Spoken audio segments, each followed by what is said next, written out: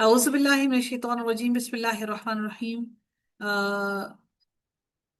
ربي اشرح لي صدري ويسر لي أمري واحلل عقدة من لساني يفقهوا قولي ربنا زدنا علما اللهم فقهنا في الدين آمین یا رب العالمین۔ سورہ الحجرات کا آغاز ہوتا ہے جو کہ مدنی سورہ ہے۔ آیات اس کی 18 ہیں، رکوع اس کی 2 ہی ہیں۔ اس کی تفسیر کو دیکھتے ہیں۔ اللہ تعالیٰ ارشاد فرماتے ہیں یا ایھا الذین آمنوا لا تقدموا بسم اللہ الرحمن الرحیم یا ایھا الذین آمنوا لا تقدموا بین یدی اللہ ورسولہ واتقوا اللہ ان اللہ سمیع علیم۔ اللہ تعالیٰ ارشاد فرماتے ہیں کہ اس آیت کے اندر کہ اے ایمان والو، اے ایمان والے لوگوں، اللہ اور اس کے رسول سے آگے نہ بڑھو۔ بہت اہم بات کی، کل بھی میں نے آپ لوگوں سے کہی تھی کہ یہ بڑی ہی اہم ترین بات ہے کہ اللہ اور اس کے رسول سے آگے نہ بڑھو۔ ہم چاہتے ہیں کہ ہم بہترین عمل کر جائیں، ہم چاہتے ہیں کہ ہم یہ بھی کر جائیں، اللہ تعالیٰ ہم سے ناراض تو نہیں ہوگا، اللہ تعالیٰ ہمیں کچھ نہ کچھ تو دے گا ہی۔ ہم اللہ کی ایکسٹرا عبادت کر لیتے ہیں تو کیا فرق پڑتا ہے، ہم فلاں درود بھی پڑھ لیتے ہیں تو کیا فرق پڑ جاتا ہے۔ تو ایسا نہیں ہے۔ آپ اس بات کو یاد رکھیے کہ نبی سے محبت کا تقاضا ہمیں اس بات پر مجبور کرتا ہے کہ اگر ہماری نبی سے محبت ہے تو جس کام سے میرے نبی نے ہمیں روکا، جس کام سے میرے اللہ نے ہمیں روکا، اس سے رک جائے، اس سے ایک قدم بھی آگے بڑھانے کا نہ سوچیں۔ ہم دنیا کے اندر اپنی دنیا کے اندر اپنے باس جو ہمارے ہوتے ہیں، جو ہمارے باس کو چھوڑیں، ہم اگر پرائم منسٹر کی بھی بات سوچ لیں کہ پرائم منسٹر آ رہا ہے تو کوئی ہمت نہیں کرتا کہ ایک پرائم منسٹر سے ایک قدم آگے چل کے جائے۔ ہم ان کے پیچھے پیچھے پیچھے پیچھے چل رہے ہوتے ہیں کہ پیچھے پیچھے کہ ہم ایک ایسی مخلوق ہیں کہ ان سے ہم ٹچ ہو گئے تو پتہ نہیں کیا ہو جائے گا۔ ہم ان کا اتنا تقدس رکھتے ہیں، ہم ان کی اتنی عزت کرتے ہیں کہ ہم ان سے آگے نہ ہوں، ہماری گاڑی ان سے آگے نہ نکل جائے۔ یہاں پہ تو خیر روٹس لگ جاتے ہیں نا۔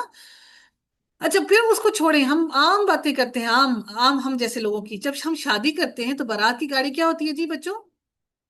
جب بارات کی دولہے کی گاڑی ہوتی ہے وہ کیا ہوتی ہے؟ کہاں پر ہوتی ہے بارات کی گاڑی دولہے کی؟ سارے جا رہے ہیں بارات لے کر، سب سے آگے ہوگی۔ سب سے آگے سب سے ہوتی ہے۔ آگے۔ کسی اور کی گاڑی آگے نکلنے دیتے ہیں؟ جاتے ہی نہیں آگے۔ نہیں جی، بارات کی گاڑی ہے، بارات کی گاڑی سب سے آگے ہوگی۔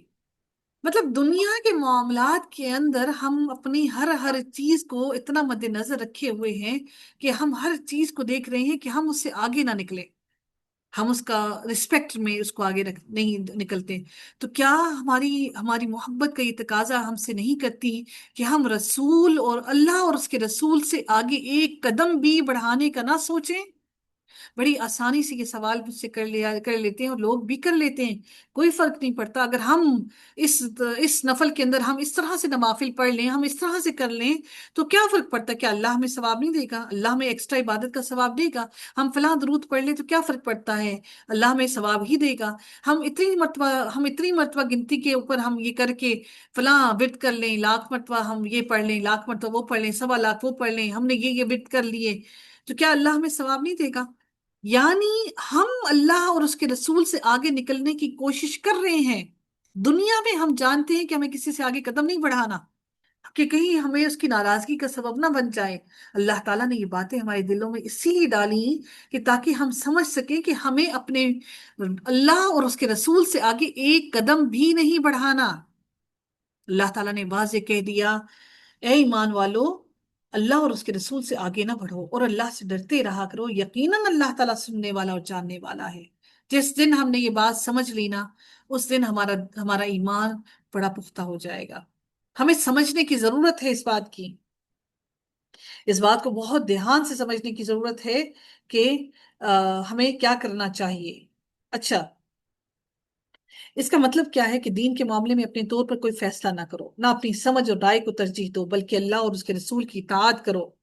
اپنی طرف سے دین میں اضافہ یا بدعات کی ایجاد اللہ اور اس کے رسول سے آگے بڑھنے کی ناپاک عزائم ہے۔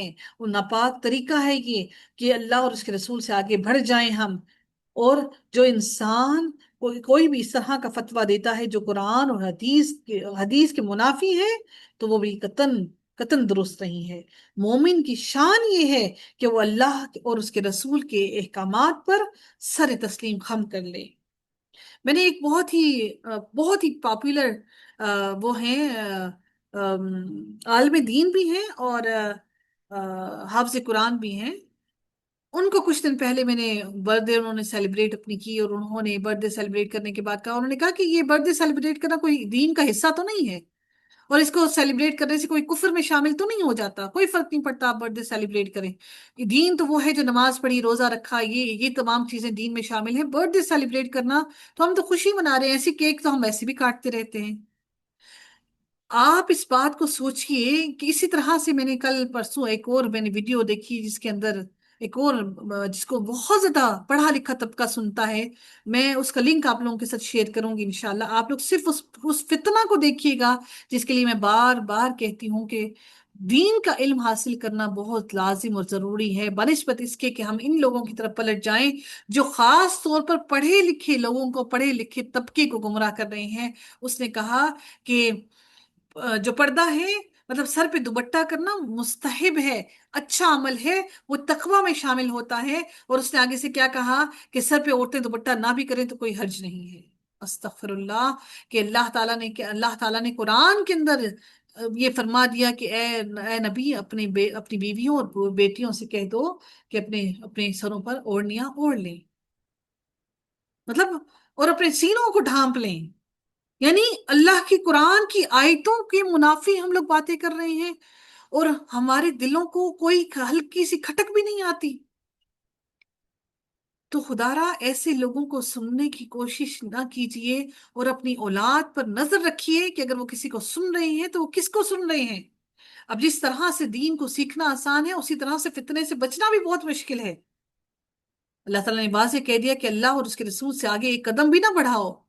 या अय्युहल्लज़ीना आमनू ला तरफ़अू अस्वातकुम फ़ौक़ सौति नबिय्यि वला तजहरु लहू बिल क़ौली कजहरि बअदिकुम लिबअद। अल्लाह ताला मजीद इरशाद फरमाते हैं, ए ईमान वालो, अपनी आवाजें नबी की आवाज से ऊपर ना करो, और ना उनसे ऊंची आवाज से बात करो जैसे आपस में एक दूसरे से करते हो, कहीं ऐसा ना हो कि तुम्हारे अमाल गारत कर दिए जाएं, जाये कर दिए जाएं, और तुम्हें खबर भी ना हो। इसमें रसूलुल्लाह सल्लल्लाहु अलैहि वसल्लम के लिए उस अदब और ताजीम और एहतराम का बयान है जो हर मुसलमान के लिए लाजिम है। पहला अदब यह है कि आप सल्लल्लाहु अलैहि वसल्लम की मौजूदगी में जब तुम आपस में गुफ्तगू करो तो तुम्हारी आवाज नबी अकरम सल्लल्लाहु अलैहि वसल्लम की आवाज से बुलंद ना हो। दूसरा अदब क्या है कि जब खुद नबी अकरम सल्लल्लाहु अलैहि वसल्लम से कलाम करो तो निहायत वक़ार और सुकून से करो, इस तरह ऊंची ऊंची आवाज से ना करो जिस तरह तुम आपस में बेतकल्लुफी से एक दूसरे के साथ करते हो। बास ने कहा कि इसका मतलब ये है कि या मोहम्मद या फिर या अहमद ना कहो, बल्कि अदब से या रसूलुल्लाह कहकर खिताब करो। अगर अदब और एहतराम के इन तकाज़ों को मलहूज ना रखोगे तो ये यकीनन बेअदबी में शामिल होगा। याद रखिएगा, एक और अहम तरीन बात समझने को जो मिलती है हमें कि हमने जो देखा कुरान के अंदर, कि कुरान के अंदर शायद अल्लाह ताला ने नबी करीम सल्लल्लाहु अलैहि वसल्लम को जहां जहां भी बुलाया पुकारा तो नबी का अल्लाह ने कहा, अल्लाह ने या अय्युहन नबीय्यु, कुरान में अल्लाह ताला ने सिर्फ एक मरतबा या दो, एक मरतबा मोहम्मद का लफ्ज इस्तेमाल किया और एक मरतबा अहमद, वो बताने के लिए उनको कि उनको उनके उन अहले किताब की किताब में लिखा हुआ था हजरत मोहम्मद सल्लल्लाहु अलैहि वसल्लम का नाम, कि इनका नाम अहमद होगा। अल्लाह ताला ने नबी को, तमाम अंबिया को अल्लाह ताला ने उनके नाम से पुकारा। मेरे रब की मोहब्बत अपने नबी से इस कदर कि मेरे रब ने कहा या अय्युहन नबिय्यु, या अय्युहन नबिय्यु, या अय्युहन नबिय्यु। सुभान अल्लाह। मेरे नबी की दहलीज वो जहां पर फरिश्ते भी दाखिल होने से पहले इजाजत तलब करते। मेरे नबी की दहलीज वो जहां पर मलकुल मौत को जब भेजा गया तो उससे कहा गया कि नबी के पास जा रहे हो तो उससे पूछना अगर वो दुनिया में रहना चाहता है अभी कुछ मजीद तो वो रह ले। मेरे नबी नबी मेरा नबी वो मेरे नबी सल्लल्लाहु अलैहि वसल्लम वो जिनके पास मलकुल मौत भी इजाजत तलब करके आया। सुभान अल्लाह, ये वो मेरे नबी हैं। और हम वो बदबख्त लोग हैं जो नबी के अजवाज मुतहरात के साथ, नबी के असहाब के साथ किस तरह से हमारी हिम्मत करती है कि हम उस नबी से मोहब्बत करते हैं। तो जो उनके सबसे करीबी दोस्त, उनसे मोहब्बत करने वाले, अपनी जानों को नबी के सामने अपनी हथेलियों पर रखने वाले, उनके लिए ऐसे ऐसे अल्फाज इस्तेमाल कर जाएं कहीं कि नबी अकरम सल्लल्लाहु अलैहि वसल्लम ने जिनको दुनिया के अंदर ही जन्नत की बिशारत दे दी, हम उन लोगों के लिए ऐसे अल्फाज इस्तेमाल कर जाएं। अल्लाह ताला ने नबी करीम सल्लल्लाहु अलैहि वसल्लम को क़यामत तक की आने वाली नस्लों की बुराइयों के बारे में सब कुछ बता दिया, फिरकों के बारे में बता दिया, सब कुछ उन्हें बता दिया कि ऐसे ऐसे ऐसे ऐसे सब कुछ होगा।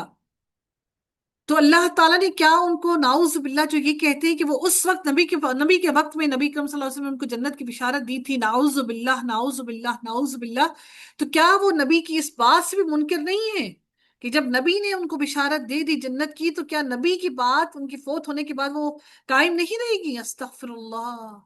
ये हमारी नबी से मोहब्बत है। हम अपनी बातों में दोगले हैं, हम मुनाफिक हैं, मुनाफिकत से भरे हुए लोग हैं। अल्लाह रब्बुल इज्जत अगली आयत में मजीद इरशाद फरमाते हैं, इन लदीना युनादूना का,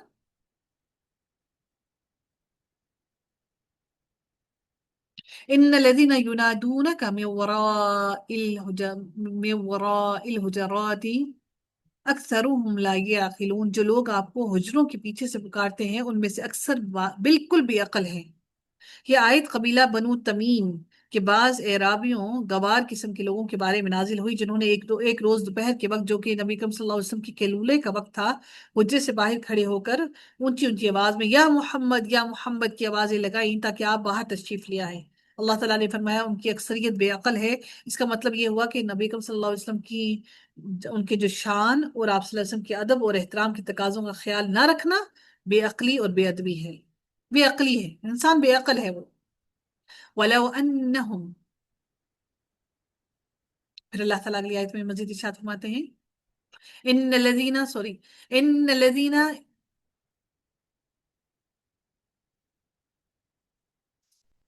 सॉरी ये वो चला गया, इन लदीना युनादूनका मिन वराइल हुजराति अक्सरुहुम ला याकिलून वलौ अन्नहुम सबरू हत्ता तखरुज इलैहिम लकान खैरन लहुम वल्लाहु गफूरुर रहीम। अल्लाह ताला फरमाते हो, अगर अगर ये लोग यहाँ तक सब्र करते कि आप खुद से निकल कर उनके पास आ जाते तो यही उनके लिए बेहतर होता। और अल्लाह ताला गफूर और रहीम है, यानी आपके निकलने का इंतजार करते और आपको आवाज देने में जल्दबाजी न करते तो दीन और दुनिया दोनों लिहाज से बेहतर होता। इसलिए मुआखजा नहीं फरमाया, बल्कि आइंदा के लिए अदब और ताजीम की ताकीद करती। अल्लाह ताला ने वल्लाहु गफूर रहीम, इसीलिए अल्लाह ने कहा कि अल्लाह बख्शने वाला और रहम करने वाला है। या अय्युहल्लज़ीना आमनू इन जाअकुम फासिकुम बिनबाइन फतबय्यनु अन तुसीबू कौमम बिजहालतिन फतुस्बिहू अला मा फअलतुम नादिमीन। अल्लाह ताला फिर मजीद फरमाते हैं इस आयत के अंदर कि ए मुसलमानों, अगर तुम्हें कोई फासिक खबर दे तो तुम उसकी अच्छी तरह तहकीक कर लिया करो। यह आयत अक्सर मुफस्सिरीन के नजदीक हजरत वलीद बिन उक़बा के बारे में नाजिल हुई है, जिन्हें रसूलुल्लाह सल्लल्लाहु अलैहि वसल्लम ने बनु अल मुस्तलिक के सदकात खरीद वसूल करने के लिए भेजा था, लेकिन उन्होंने आकर यूं ही रिपोर्ट दे दी कि उन्होंने ज़कात देने से इनकार कर दिया है। जिस पर आप सल्लल्लाहु अलैहि वसल्लम ने उनके खिलाफ फौज कशी का इरादा फरमा लिया। फिर क्या हुआ कि फिर पता लग गया कि ये बात गलत थी और वलीद रज़ी अल्लाह तआला अन्हु को तो वहां गए ही नहीं। लेकिन सनद और वाकयात दोनों एतबार से ये रवायत सही नहीं है। जो रवायात में आता है ये बात, वो पहले ये कहा गया था कि उन्होंने आकर ऐसे ही ये बात कह दी है, इसलिए एक सहाबी रसूल पर ऐसी बात करना बिल्कुल दुरुस्त नहीं है। बहरहाल ये अक्सर जगहों पर आपको ये रवायत, ये हदीस रवायत जो है ये ऐसी लिखी हुई पढ़ने को मिलेगी, अक्सर जगहों पर ये लिखी हुई है। शान नजूल की बहस से कतई नजर होकर अगर हम इस बात को देखें कि एक नहायत ही अहम असूल बयान फरमाया गया है, जिसको अल्लाह अल्लाह ताला ने हमें बताया है कि जब भी तुम्हारे पास किसी बात के बारे में बात आए, कोई भी जिम्मेदारी तुम्हारे सर पर है और किसी बात का फैसला करने का इख्तियार तुम्हारे पास है, तो जब भी कोई खबर तुम्हारे पास आ जाए तो उस बात की अच्छी तरह से तहकीक कर लिया करो। ऐसा ना हो कि नादानी में तुम किसी कौम को ईजा पहुंचा दो, फिर ऐसे किए किए पर पशेमानी उठाओ, शर्मिंदगी उठाओ, फिर तुम मा तुम नादिमीन नादिम हो जाओ। वअलमू अन्न फीकुम रसूलुल्लाहि लौ युतीउकुम फी कसीरिन मिनल अम्रि लआनित्तुम वलकिन्नल्लाह हब्बब इलैकुमुल ईमान। अल्लाह रब्बुल इज्जत मजीद क्या इरशाद फरमाते हैं इस आयत के अंदर कि अल्लाह ताला इरशाद फरमाते हैं कि और जान रखो कि तुम में अल्लाह के रसूल मौजूद हैं, जिसका तकाजा ये है कि उनकी ताजीम और इताअत करो, इसलिए कि वो तुम्हारे तुम्हारी تمہاری باتوں کا اصلاح کرنے والے ہیں، اور وہ مسالے زیادہ بہتر جانتے ہیں، تمام مسائل کو بہتر جانتے ہیں، کیونکہ ان پر وہی اترتی ہے۔ بس تم ان کے پیچھے چلو، ان کو اپنے پیچھے چلانے کی کوشش مت کرو۔ یہ جو ہم بدعت کر رہے ہیں نا، نعوذ باللہ نعوذ باللہ، یہ ہم، میں کیا کہوں کہ ہم کیا کیا کچھ کر رہے ہیں۔ ہم کیوں اپنے اندر، اپنے پاس، دین میرا اور آپ کا نہیں ہے، دین میرے اللہ کا ہے۔ ان کو اپنے پیچھے چلانے کی کوشش نہ کرو، اس لیے کہ اگر وہ تمہاری پسند کی باتیں ماننا شروع کر دیں تو اس سے تم خود ہی زیادہ مشقت میں پڑ جاؤ گے، جیسا کہ اللہ تعالیٰ نے سورہ المؤمنون کے اندر ارشاد فرمایا، وَلَوِ اتَّبَعَ الْحَقُّ أَهْوَاءَهُمْ لَفَسَدَتِ السَّمَاوَاتُ وَالْأَرْضُ وَمَنْ فِيهِنَّ۔ یہ چاہتے ہیں کہ نبی کریم صلی اللہ علیہ وسلم سے اپنی خواہشات کی اتباع کروا لیں، وہ زمین اور آسمان کے اندر فساد برپا کرنا چاہتے ہیں۔ اللہ تعالیٰ نے فرمایا اگر وہ تمہارا کہا کرتے کرتے رہے بہت امور میں تو تم مشکل میں پڑ جاؤ، لیکن اللہ تعالیٰ نے ایمان کو تمہارے لیے محبوب بنا دیا ہے، اور تم اس سے، اور اسے تمہارے دلوں میں زینت دے رکھی ہے، اور کفر کو اور گناہ کو اور نافرمانی کو تمہاری نگاہوں میں ناپسندیدہ بنا دیا ہے۔ یہی لوگ ہم الراشدون، راہیاب ہیں، راہ راست پر چلنے والے ہیں۔ فضلا من اللہ و نعمہ، اللہ تعالیٰ پھر مزید ارشاد فرماتے ہیں اللہ کے احسان اور انعام سے، اور اللہ دانا اور باحکمت ہے، واللہ علیم حکیم، اللہ تعالیٰ دانا اور باحکمت ہے، حکمت والا ہے۔ پھر اللہ تعالیٰ مزید اگلی آیت میں مزید ارشاد فرماتے ہیں وَإِن طَائِفَتَانِ مِنَ الْمُؤْمِنِينَ اقْتَتَلُوا فَأَصْلِحُوا بَيْنَهُمَا۔ اللہ تعالیٰ فرماتے ہیں اور اگر مسلمانوں کی دو جماعتیں آپس میں لڑ پڑیں تو ان میں میل ملاپ کرا دیا کرو، یعنی ان کو، ان کی صلح صفائی کروا دیا کرو۔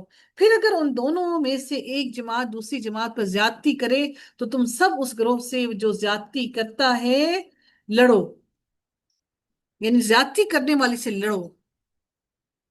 آپ لوگوں نے وہ واقعہ دیکھا ہوگا جس میں وہ دو بھائی 30 روپے کیلے کے اوپر، 30 روپے نہ ہونے کے سبب ان دونوں بھائیوں کو قتل کر دیا گیا، اور سارے لوگ وہاں پر کھڑے ہو کر تماشائی بن کر دیکھتے رہے اور ویڈیوز بناتے رہے۔ کیا آج کسی کے اندر ہمت نہیں تھی؟ ان کے پاس کوئی اسلحہ نہیں تھا؟ کیا ان کو کوئی روک نہیں سکتا تھا؟ کوئی روکنے والا نہ تھا؟ سارے ویڈیوز کتنی بے دردی سے، اللہ اکبر! وہ وقت تھا جب جانوروں کو اس طرح سے مرتا ہوا دیکھتے تھے تو لوگ کھڑے ہو جاتے تھے، باتیں کرتے تھے کہ اس نے جانور کو گاڑی کے نیچے کچل دیا، اور آج انسان کو گاڑیوں کے نیچے کچل دیں، پیروں کی تلے رون دیں، کھڑے ہو کر مار دیں تو کوئی پوچھنے والا نہیں، کوئی فرسان حال کرنے والا نہیں۔ یہ ہماری بے حسی ہے، ایسے ہی قیامت قائم نہیں ہوگی۔ دنیا میں ناانصافی عام ہو گئی ہے اور قیامت بہت قریب آ چکی ہے۔ اپنے آنے والی نسلوں کو سدھارنے کی کوشش کر لیجئے، اپنے آنے والی نسلوں کے اوپر رحم کیجئے، اپنے آنے والی نسلوں کے لیے محنت کیجئے، اپنے آنے والی نسلوں کو اللہ کی طرف بلائیے، اللہ تعالیٰ کے راستے پر ان کو گامزن کیجئے، ان پر محنت کیجئے۔ ہم اپنی آخرت کو سنوارنے کے چکروں میں ہیں، اپنے آنے والی نسلوں کے لیے کوئی محنت نہیں کر رہے۔ تو اللہ تعالیٰ نے کیا کہا کہ ایک جماعت اگر دوسری جماعت پر زیادتی کرے تو تم سب اس گروہ سے جو زیادتی کرتا ہے لڑو، یہاں تک کہ وہ اللہ کے حکم کی طرف لوٹ آئے، یعنی اللہ اور اس کے رسول کے احکام کے مطابق اپنا اختلاف دور کرنے پر آمادہ نہ ہو، بلکہ بغاوت کی روش اختیار کرے۔ تو دوسرے مسلمانوں کی ذمہ داری ہے کہ وہ سب مل کر بغاوت کرنے والے گروہ سے لڑائی کریں، یہاں تک کہ وہ اللہ تعالیٰ کا حکم ماننے لگے۔ اگر لوٹ آئے تو پھر عدل کے ساتھ صلح کرا دو، یعنی باغی گروہ اگر بغاوت سے باز آ جائے تو پھر عدل کے ساتھ، عدل کے ساتھ، انصاف کے ساتھ ان کی صلح کراؤ اور انصاف کرو، بے شک اللہ تعالیٰ انصاف کرنے والوں سے محبت کرتا ہے۔ ان اللہ یحب المقسطین، انصاف کرنے والوں سے محبت کرتا ہے۔ ہم تو کہاں انصاف کرتے ہیں، ہم تو اپنی اولاد سے محبت کرنے میں بھی انصاف نہیں کرتے، ہم تو رشتہ داروں میں بھی انصاف نہیں کرتے۔ میں عورت ہوں نا، شاید میرا میرا رجحان، میرا جھکاؤ اپنے اپنے میکے کی طرف زیادہ ہو، میکے کی طرف زیادہ ہو اور سسرال کی طرف کم ہو۔ میرے شوہر ہیں، ان کا رجحان اپنے بہن بھائیوں کی طرف زیادہ ہو اور میرے ماں باپ کی طرف کم ہو، میری بہن بھائیوں کی طرف کم ہو۔ ہم تو کسی معاملے کے اندر بھی انصاف نہیں کرتے۔ اپنا رشتہ دار آ گیا، بہترین سے بہترین پکوان پکیں گے، بیوی کا رشتہ دار آ گیا، وہ بہترین سے بہترین چیز نہیں پکتی، ایون کہ موڈ ہی خراب ہو گیا، اور بیوی یہ سمجھ کر دبک کے بیٹھی ہے کہ میرے رشتہ دار آئے ہیں تو کہیں کوئی برا نہ مان جائے، کسی کو برا نہ لگ جائے۔ کس قدر مجبوری، کس قدر بے کسی اور بے سہارا سمجھا جاتا ہے خود کو جب انسان اس وقت میں بھی بے بس ہوتا ہے۔ حالانکہ عورت کا کام، بیوی کا کام یہ ہرگز نہیں کہ وہ سارے سارے گھر کے کام کاج کرے، صفائیاں کرے، کھانے پکائے، سارے کے سارے کام کرے۔ بیوی کا کام صرف اور صرف اولاد کی تربیت کرنا ہے۔ اگر بیوی کی مدد کے لیے، اگر اگر یہ ضروری نہ ہوتا کہ بیوی کی مدد کے لیے ہیلپر کے لیے کوئی کسی ہیلپنگ ہینڈ کی ضرورت نہ ہوتی، تو آپ دیکھیے کہ جب اگر زمانہ جاہلیت کو بھی اگر آپ دیکھ لیں تو اس وقت میں بھی عورتوں سے جو بچے جب مائیں پیدا کرتی تھیں تو ان بچوں کو دائیوں کے حوالے کر دیا کرتے تھے جو ان کو دودھ پلایا کرتی تھی۔ کیا ان ماؤں کا اپنا دودھ نہیں ہوتا تھا؟ لیکن ماں کو ایک سائیکولوجیکلی، فزیکلی ریلیکس کیا جاتا تھا کہ وہ فزیکلی اور سائیکولوجیکلی ریلیکس ہو، اپنی صحت پر توجہ دے۔ پھر جب بچہ دودھ رضاعت کا وقت مکمل کر کے ماں کے پاس آتا تو ماں کی ذمہ داری صرف اور صرف بچے کی تربیت کرنا۔ اگر یہ باتیں نہ ہوتی، اگر عورت کو ہیلپنگ ہینڈ کی ضرورت نہ ہوتی تو اس وقت غلاموں اور لونڈیوں کی ضرورت نہ ہوتی۔ یہ غلام اور لونڈیاں اس وقت بھی تھیں۔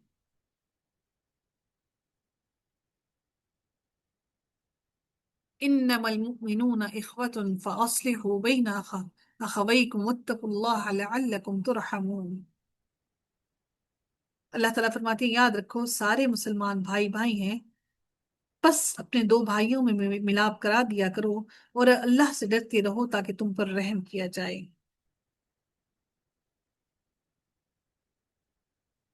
اس آیت میں باغی گروہ سے قتال کا حکم ہے۔ حدیث میں مسلمانوں سے قتال کو کفر کہا گیا ہے، تو یہ کفر اس وقت ہوگا جب بلا وجہ مسلمانوں سے قتال کیا جائے۔ لیکن اس قتال کی بنیاد اگر بغاوت ہے تو یہ قتال نہ صرف جائز ہے بلکہ اس کا حکم دیا گیا ہے۔ اسی طرح باغی گروہ کو قرآن نے مومن ہی قرار دیا، جس کا مطلب یہ ہے کہ صرف بغاوت سے جو کبیرہ گناہ ہے وہ گروہ ایمان سے خارج نہیں ہوگا، جیسا کہ خوارج جو ہوتے ہیں، جو خوارج جن کو خارج کر دیا گیا ایمان سے، جن کو ایمان سے خارج کر دیا گیا وہ ان لوگوں کو خوارج کہا جاتا ہے۔ آخر دعوانا الحمد للہ رب العالمین، صلی اللہ تعالی علی خیر خلقہ اجمعین برحمتک یا ارحم الراحمین۔ سبحانك اللهم وبحمدك نشهد لا إله إلا أنت نستغفرك ونتوب إليك۔ السلام عليكم ورحمة الله وبركاته۔